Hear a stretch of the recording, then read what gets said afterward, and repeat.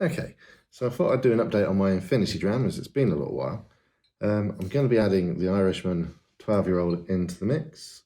So this is my Infinity Dram as it stands at the moment. What I'm going to do is do two. I'm going to try it as it is now, and then I'm going to add the Irishman into it afterwards.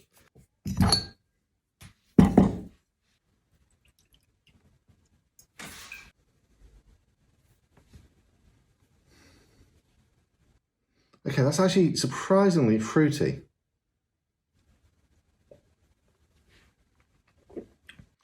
And incredibly mild as well, although it does have a very long finish.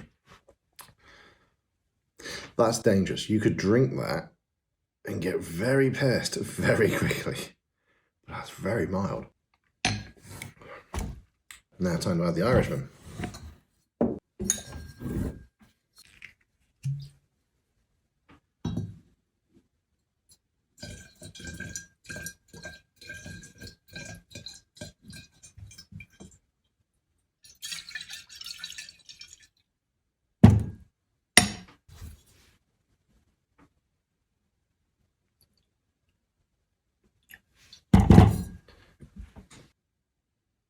So it's changed the notes a little bit, but not a lot.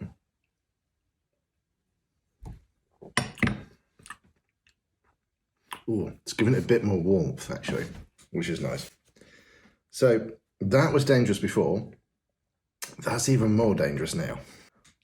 So the point of the Infinity Dram, basically, if you got a decanter, it's great because it's a talking point.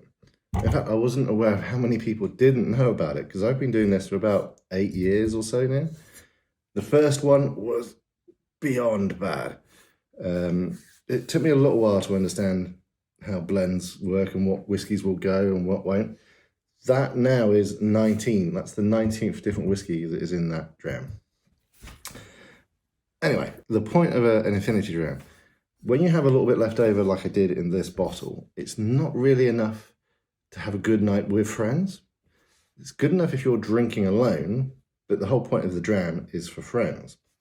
So what you do is just, instead of having that yourself, just chuck it in a bottle, let it sit, add anything else you fancy to it. As long as you're unpeated or sherry cast, it's fine. I wouldn't recommend putting peated whiskies in there unless you really do know what you're doing, because it can really overpower it very quickly. I've learnt that lesson. But yeah, it's a good little talking point.